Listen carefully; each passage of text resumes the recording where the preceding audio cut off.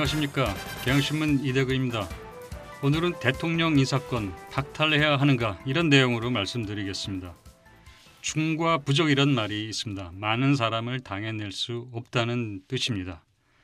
문창극 총리 지명자에 대해서 총리감이다. 총리를 꼭 해야 하는 사람이다. 이렇게 생각하는 분은 극단적인 의견을 가진 사람 말고는 별로 없는 것 같습니다. 며칠 전 제가 광화문에 있는 한 맥주집에서 치맥을 한 적이 있는데 거기 있는 주인이 그런 얘기를 하더군요. 당시 그 자리에는 주변에 수십 명의 직장인들이 맥주를 마시고 있을 때였습니다.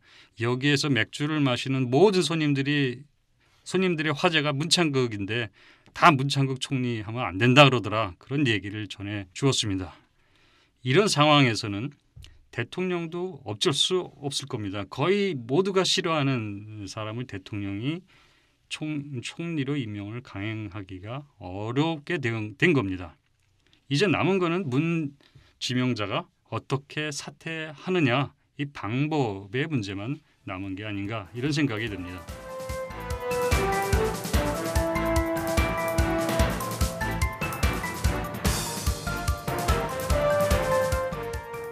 지금 이런 지경에서 문창극 지명자의 생각은 무엇일까요? 박 대통령은 어떤 생각을 하고 있을까요? 문창극 지명자는 아마도 청문회를 일단 열어서 충분히 자신에게 쏟아진 의혹에 대해서 해명할 기회를 가져야 되겠다. 그동안 망가진 명예를 회복해야 되겠다. 아마 이런 생각을 하고 있을 것 같습니다. 그래서 그때 사퇴하더라도 그때 사퇴하는 게 본인의 명예를 위해서 좋겠다. 이런 생각으로 현재 사퇴를 거부하고 있는 게 아닌가 이런 생각이 듭니다. 여당 지도부가 지금 자진 사퇴 요구가 점차 거세지고 있음에도 문 지명자가 거기에 대해서 전혀 아랑곳하지 않는 것도 역시 마찬가지 자기 이런 명예를 회복할 기회를 달라는 무언의 그런 시위 같이 그렇게 보입니다. 이제 그렇다면은 여당 지도부도 이제 어쩔 수 없는 상황에 와 있다면은 문 지명자의 운명은 박 대통령의 손에 달린 겁니다. 방법은 세 가지입니다. 첫째는 박근혜 대통령이 귀국한 뒤에 문 지명자의 뜻에 따라서 임명 동의안을 국회에 제출해서 청문 절차를 밟는 방법입니다. 두 번째로는 임명 동의안을 대통령이 제출하지 않고 문 지명자가 스스로 사퇴를 하는 방법입니다. 세 번째는 임명 동의안을 제출하지 않고 대통령이 지명을 처리하는 방법입니다. 이 가운데 지명을 대통령이 처리하는 것은 대통령으로서 선택하기 굉장히 부담스러운 방법입니다. 대통령이 스스로 철회를 한다는 것은 잘못했다는 것을 공식화하는 것이기 때문에 철회한 뒤에는 대통령이 사과가 필요하게 됩니다. 그런데 박근혜 대통령이 제일 싫어하는 게 사과하는 겁니다.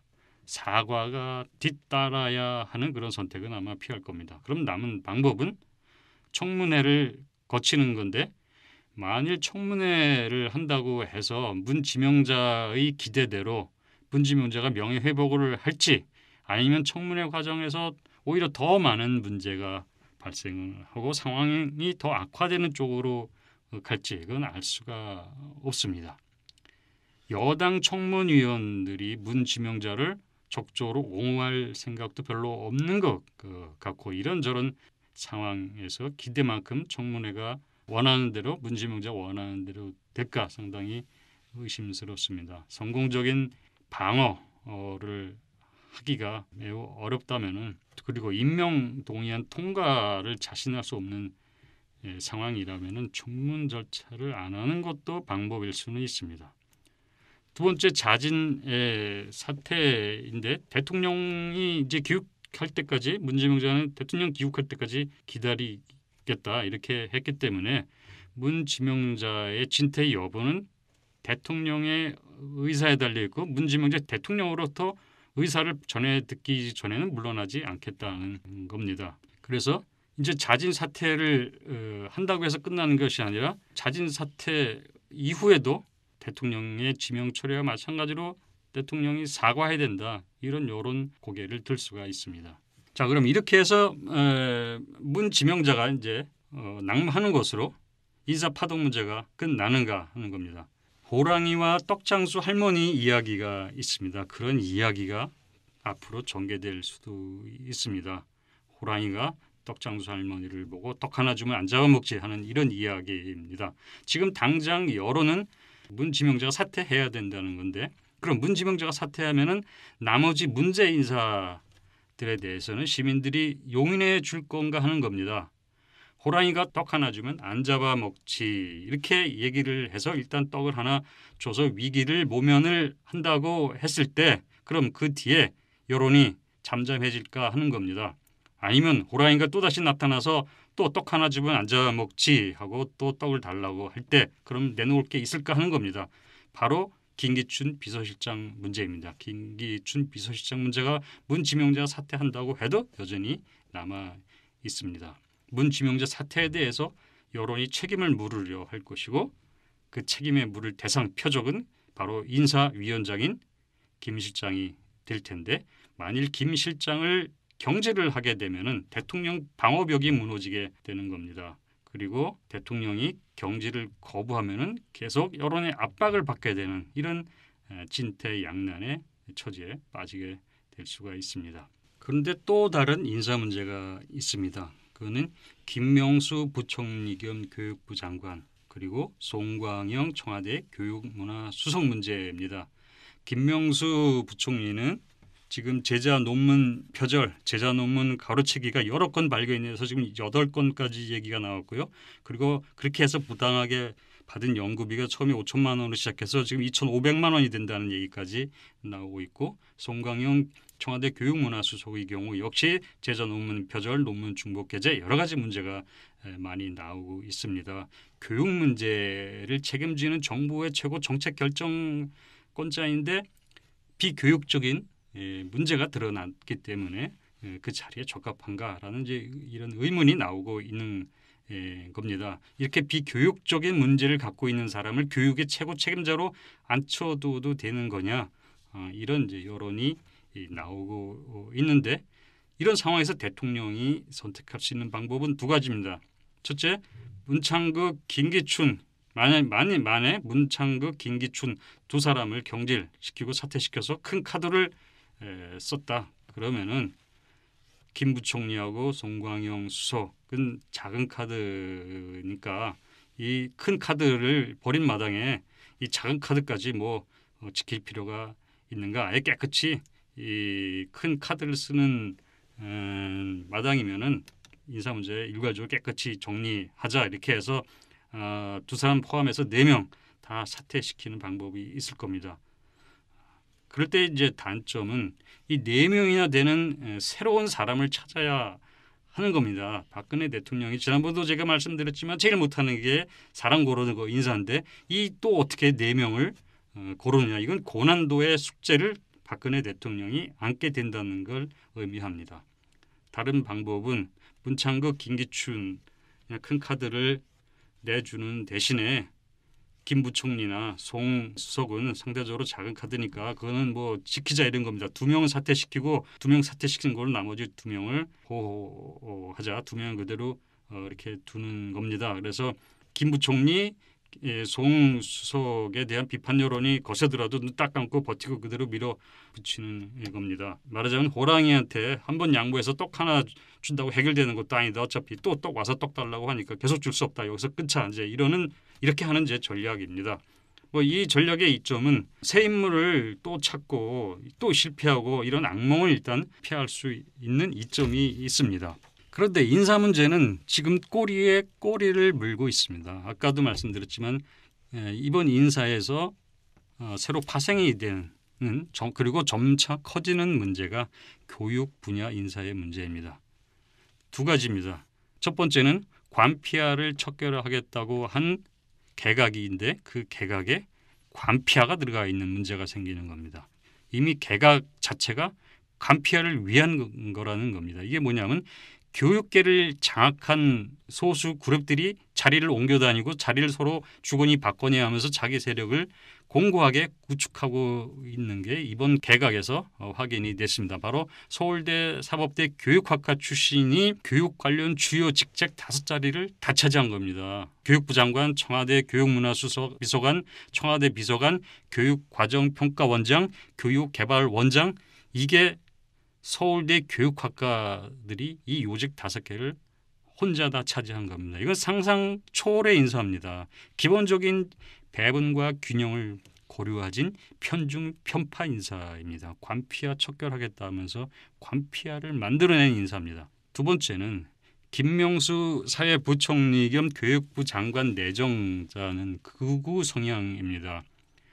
그런데 진보 교육감이 대거 당선되어 있는 상황에서 이런 교육부 장관을 내세운다는 것은 맞대응해서 싸우겠다는 겁니다. 싸우겠다는 신호를 청와대에서 대통령이 보낸 겁니다. 이거는 교육 갈등과 대결을 조장하겠다는 인사입니다. 청와대만 그런 것이 아니라 여당도 마찬가지인데 최소한의 상식과 예의, 이 양식도 없이 교육감 선거 끝나자마자 교육감 선거를 폐지하자고 나왔습니다. 이거는 대통령과 여당이 노골적인 선거 불복 의사를 표출한 것과 같은 맥락입니다. 말하자면 집권 세력이 교육감 선거 끝나자마자 교육 전쟁을 하겠다고 하는 건데 이게 세월호 참사를 겪고 나서 성찰하겠다는 정부의 태도라고 볼 수 있는가 하는 겁니다. 문창극 지명자가 사퇴를 하게 된다고 한다면은 그럼 다음 총리는 어떤 인물이 될 수 있을까요? 박근혜 대통령이 김용준, 안대희, 문창극 3번이나 부적격 인물을 총리로 지명하고 실패를 했고 총리로 지명된 3사람은 난타를 당하는 일을 다 겪었습니다. 이제 누가 나서서 이런 무대에 오르려고 잘 하지 않을 겁니다. 무대에 오르려는 사람 찾기가 쉽지 않을 겁니다. 문창극 지명자를 찾을 때도 아마 다른 사람들 가운데 괜찮은 사람들을 추천하거나 지명을 하려고 아마 하지 않았을까 싶은데 아무도 나설 수 있는 사람을 찾지 못해서 문 후보에게 돌아갔던 것이 아닌가 생각이 됩니다.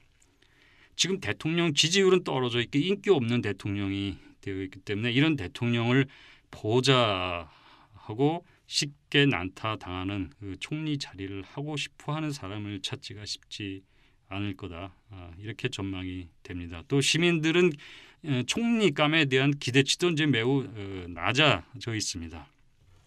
그러면 박근혜 대통령으로서는 청문회를 통과할 수 있는 사람을 우선 찾게 되겠죠. 그렇게 되면은 특별히 총리에게 역할을 기대하는 거 이제 사치스러운 게 되는 겁니다. 그러면 총리는 무색, 무치, 무의미, 무능한 인물을 고르게 될 수가 있다. 이렇게 비관적으로 내다볼 수도 있습니다. 이런 경우에 국정개혁이니 관피의 척결이니 하는 이런 대통령 구상은 결정적으로 타격을 받게 될 겁니다. 박근혜 대통령의 인사를 보면은 정말 미스터리입니다. 한 번도 아니고 2번도 아니고 3번도 아닙니다. 수없이 인사 실패를 반복했습니다. 단 한 번이라도 정상적인 인사 절차를 거쳤으면 일어날 수 없는 아주 예외적인 일이 박근혜 대통령에게는 일상처럼 반복이 되고 있습니다. 극우 논객을 고르겠다면은 극우 논객 문창극 지명자를 총리로 임명하겠다고 한다면은 당연히 그분이 쓴 칼럼을 당연히 검증했어야 할 겁니다. 근데 지금 총리로 결국 지명을 했다고 한다면은 그 내용이 괜찮다, 좋은 내용이다 이렇게 해서 무사 통과시킨 건지 아니면 아예 그걸 들여다보지 않은 건지 굉장히 의심스럽습니다. 사람을 고를 때 박근혜 대통령의 능력을 보는 것 같지도 않고 상식과 균형 감각이 있는지 이걸 알아보는 것 같지도 않고 최소한의 도덕성이 있는지를 따져보는 것 같지도 않습니다. 도대체 이 사람을 무슨 이유로 골랐는지 의아해할 정도로 공직에 부적합한 인물만 골라내는 건 이건 정말 미스테리입니다. 이번 건의 경우 김기춘 실장이 인사위원장인데 인사위원회가 제 역할을 하지 않았던 것이고 대통령이 인사위원회의 역할을 맡기지도 않은 게 아닌가 이런 추측을 해봅니다. 이거는 인사 추천이나 건의, 검증 과정을 거치지 않았다는 뜻입니다.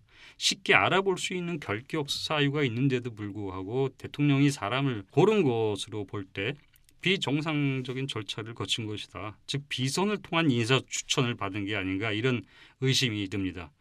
요즘 떠도는 소문에는 정부 밖에 있는 사람, 어떤 측근이 중요 인사에 개입을 한다. 아니면 청와대 안에 대통령 측근 3명이 있는데 이 사람들이 인사를 다 한다. 이런 이야기가 나돌고 있습니다. 김기춘 실장이 사실은 인사에 관여하지도 못하고 있기 때문에 대통령이 김기춘 실장을 인사 책임을 물어서 물러나라고 할 명분이 없다. 이런 이야기도 돌고 있습니다.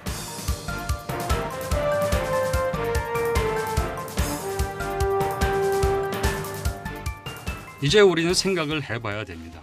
인사 문제 계속 대통령에게 전부 다 맡겨 놓아야 하는가 하는 겁니다. 인사 문제는 너무나 중요해서 대통령에게만 맡길 수 없다. 이런 여론이 일어나지 말란 법이 없습니다. 원칙적으로 대통령의 권력 행사, 통치 행위는 그 어느 것도 대통령 개인이 자의적으로 하는 것은 아닙니다. 민주주의 사회에서의 대통령은 주권자인 시민의 대리자일 뿐입니다. 대통령이라는 직무는 시민이 위임한 일을 하는 것이고 마찬가지로 대통령의 인사권도 시민이 위임한 것입니다. 보통 인사권을 대통령 고유 권한이라고 말을 많이 하는데 그건 무책임하게 마음대로 인사해도 된다는 의미가 아닙니다. 사후적으로라도 시민의 동의를 필요로 하는 겁니다. 그런데 지금 시민은 대통령의 인사권에 대해서 거듭 거부권을 행사하고 있는 이런 형국이 됐습니다. 대통령이 정부의 주요 직책을 맡을 사람을 고를 때 누구의 자문을 받고 누구의 추천을 받고 어떻게 능력과 도덕성을 검증하며 어떤 과정을 거쳐서 발탁하는지 도대체 알 수가 없는 상황입니다. 이런 문제 때문에 대통령이 거듭 매번 인사 문제에서 실수를 하는데 이걸 또 계속 방치하고 있는 이런 상황입니다. 정부 여당은 뭘 하고 있습니까? 야당도 여기에 책임을 느껴야 합니다. 왜냐하면 이건 국정 위기 상황이고 국가적 재난에 준하는 상황이기 때문입니다. 대통령의 인사 무능은 정부의 위기를 초래하는 일일 뿐만 아니라 시민을 고통스럽게 하는 일입니다. 이제 더 이상 대통령 홀로 인사를 하게 이렇게 방치할 수 없는 지경에 이르렀습니다. 시민이 대통령 인사에 대해서 거부권을 행사하는 이 엄중한 사태를 고려할 때 더 이상 인사를 대통령이 마음대로 하게 할 수가 없는 상황이 됐습니다. 일정한 선발 절차를 거치도록 하는 게 필요합니다. 인사위원회를 재구성하든지 여당이 인사검증 과정에 참여하든지 뭔가 대안을 검토를 해야 합니다. 대통령은 이제는 인사 문제에 관해서 제대로 된 조력과 조언을 받아야 합니다.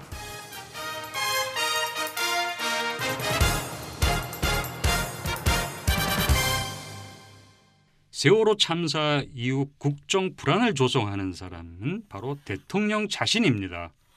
이거는 대통령만 바뀌면 해소되는 문제라는 뜻입니다. 국정개혁, 국가 개조는 지금 언감생심입니다. 제발 대통령이 국정 안정되게 해달라고 빌고 싶은 심정입니다. 이대근이었습니다.